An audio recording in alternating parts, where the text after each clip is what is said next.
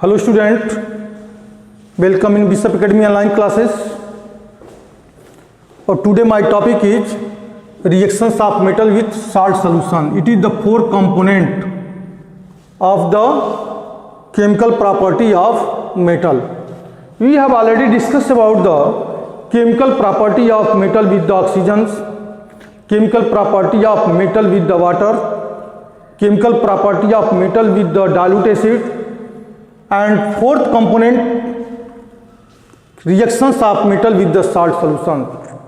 इसके पहले हमने आपको बताया था रिएक्टिविटी सीरीज क्या है और रिएक्टिविटी सीरीज किस बेसिस पर अरेंजमेंट किया गया है, और यहाँ पे हम सिर्फ बताएंगे कि reactions of metal with salt solution, reactions of metal with salt solutions, chemical property का फोर्थ कंपोनेंट, 5 आ जाएगा इसमें reactions of metal with the chlorine, and 6 आ जाएगा reactions of metal with the hydrogen. तो reactions of metal with salt solution में थोड़ा ध्यान से देखिएगा, इस टॉपिक को बहुत इंपॉर्टेंट है कि reactions of metal with salt solution में more reactive metal, reactivity series आप पढ़े ही हैं, उसमें आपको पता होना चाहिए कि मोर रिएक्टिव कौन है. मोर reactive metal, more reactive metal react with the more reactive metal react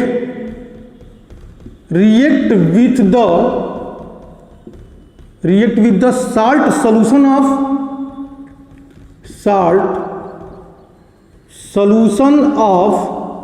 less reactive metal.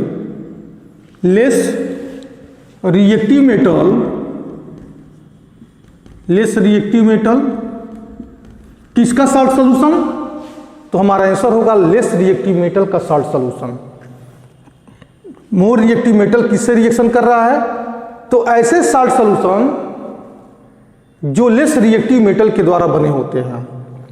Less reactive ये है ना कि react with the salt solutions of less reactive metal. तो देन टू फॉर्म, तो then लिखो यहां पे, देन टू फॉर्म में then more reactive metal, then more reactive metal displace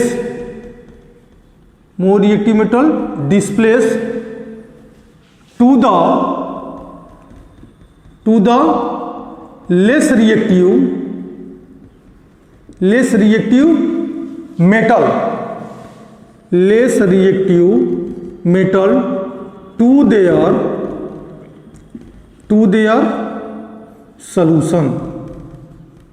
salt तो बनाएगा ही बनाएगा, लेकिन मोर रिएक्टिव मेटल क्या करेगा? लेस रिएक्टिव मेटल को उसके सॉल्यूशन से डिस्प्लेस कर देगा. और इसको समझने के लिए आप थोड़ा सा chemical reaction and chemical equation का डिस्प्लेसमेंट रिएक्शन एक बार देख लीजिए, तो खुद पे समझ में आ जाएगा इसको. फॉर एग्जांपल में मोर रिएक्टिव मेटल क्या कर रहा है कि लेस रिएक्टिव मेटल को उसके सॉल्यूशन से डिस्प्लेस कर रहा है. फॉर एग्जांपल में कि जिंक प्लस कॉपर सल्फेट का सॉल्यूशन, जिंक के मेटल को कॉपर सल्फेट सॉल्यूशन के साथ रिएक्शन कराते हैं तो प्रोडक्ट बनता है ZnSO4 प्लस CO. ये तो रिएक्शन हो गया. या इसको ऐसे भी कर सकते हैं कि Fe प्लस CuSO4, तो then to form FeSO4 and plus copper. इसी रिएक्शन को हम रिवर्स कर दें तब क्या होगा? हम यहाँ पे लिख दें कि Cu प्लस ZnSO4, तो लिखेंगे नो रिएक्शन, या FeSO4 आप प्लस Cu कर दें तो क्या होगा हमारा? No reaction. ऐसा क्यों हुआ? यह रिएक्शन पहले समझे कि यह रिएक्शन क्या बता रहा है. यह रिएक्शन कह रहा है कि zinc is more reactive than copper, so zinc displace the copper from their solutions and formations of the zinc sulphate plus copper. Iron react with the copper sulfate solution, तो then iron displace the copper and formations of the FeSO4 and plus CO। मतलब iron और copper में iron more reactive हुआ, zinc और copper में zinc more reactive हुआ। अब यह रिएक्टिविटी क्या है, इसको कैसे, मैकेनिज्म इसका क्या है, यहां लिखेंगे। मैकेनिज्म में समझने के लिए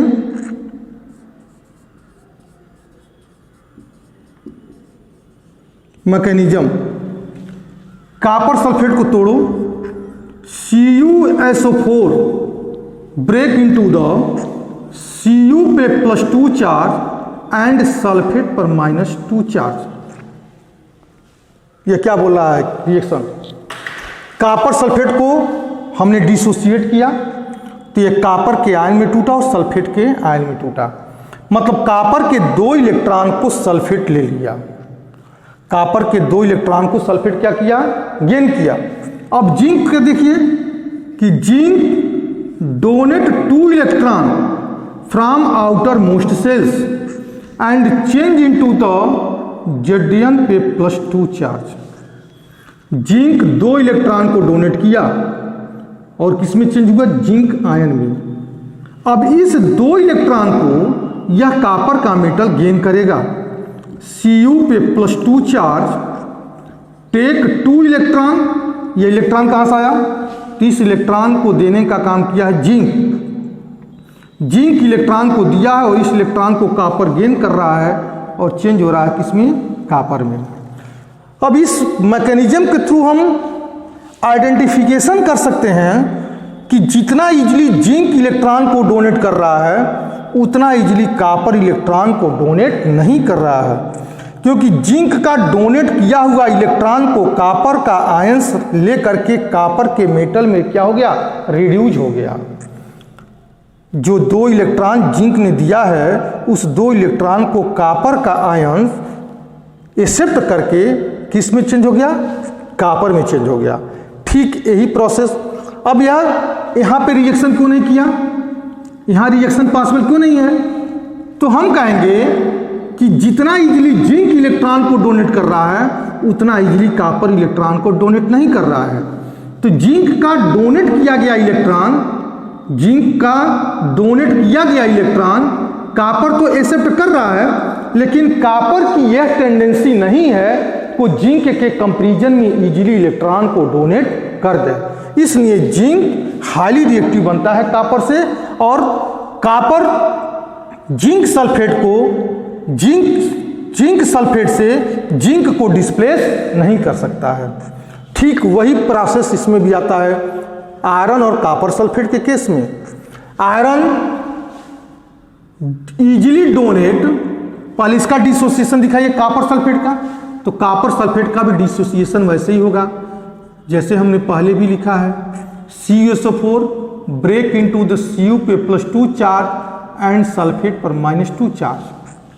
iron donate 2 electron from outermost shells and change into the iron ions, मतलब आयरन कैटायंस। अब इस 2 इलेक्ट्रॉन को, जो 2 इलेक्ट्रॉन आयरन डोनेट किया हुआ है, इस इलेक्ट्रॉन को कॉपर का आयन गेन करेगा और चेंज हो जाएगा किसमें, कॉपर के मेटल में। तो जितना इजीली आयरन इलेक्ट्रॉन को डोनेट कर रहा है उतना इजीली कॉपर डोनेट नहीं कर रहा है, जिसकी वजह से आयरन की रिएक्टिविटी ज़्यादा है कॉपर के कंपैरिजन में। Is that clear? ऐसा ही कुछ और भी रिएक्शन है। फॉर एग्जाम्पल Cu + AgNO3 का होल ट्वाइस, ठीक है, Cu + AgNO3 का होल ट्वाइस।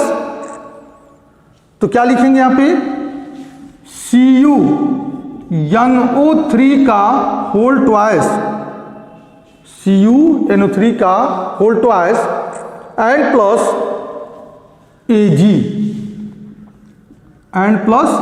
Ag का देख लें कितना कैलकुलेशन हो रहा है, 47 है इसका इलेक्ट्रॉनिक कन्फ्यूजन, 2 8 18 18 8 1, ये हो जाएगा, एक मिनट, इसमें थोड़ा सा कंफ्यूजन बन रहा है, 8 1 होगा, ये भी और भी बढ़ेगा जी, इसमें थोड़ा सा और भी बढ़ना चाहिए, 2 8 18 18 1 होगा। नाइट्रेट पे, एक नाइट्रेट पे 2 AgNO3 हो जाएगा, यानी AgNO3 का होल ट्वाइस, एक नाइट्रेट एक डोनेट, AgNO3 लिखो तब, AgNO3, यहाँ टोटल लिखेंगे AgNO3 silver nitrate, silver nitrate.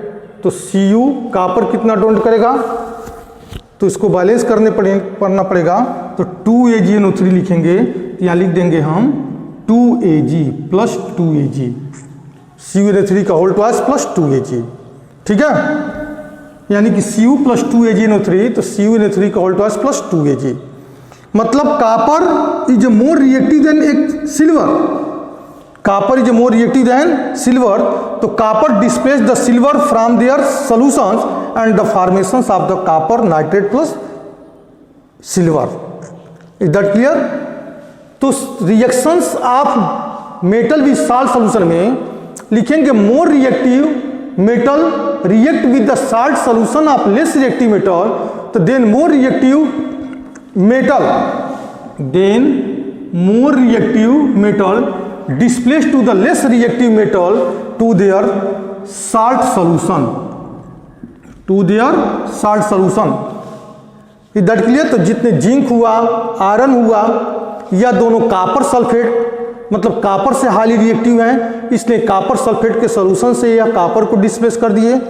ठीक ऐसे ही कॉपर और सिल्वर नाइट्रेट में सिल्वर की एक्टिविटी से कॉपर की एक्टिविटी ज़्यादा है, इसलिए कॉपर जो है सिल्वर को डिस्प्लेस कर दिया और सिल्वर अलग हो गया और स्वयं सिल्वर कॉपर नाइट्रेट का सॉल्यूशन बन गया।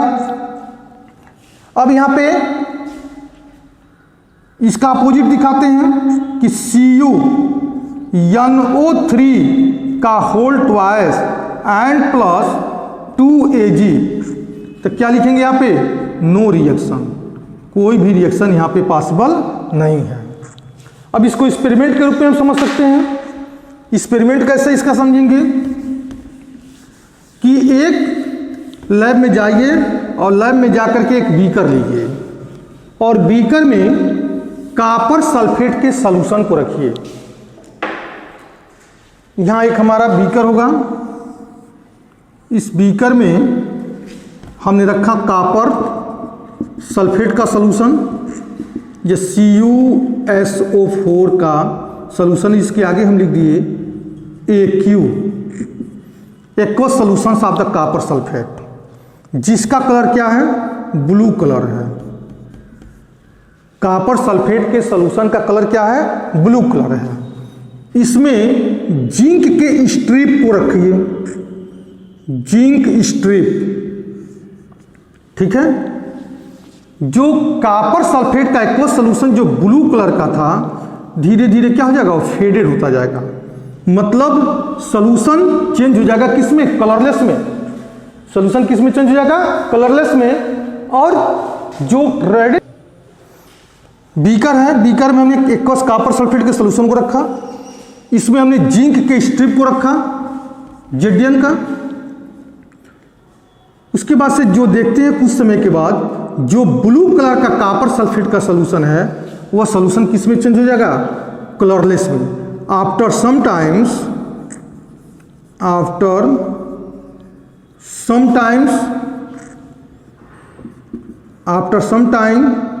it became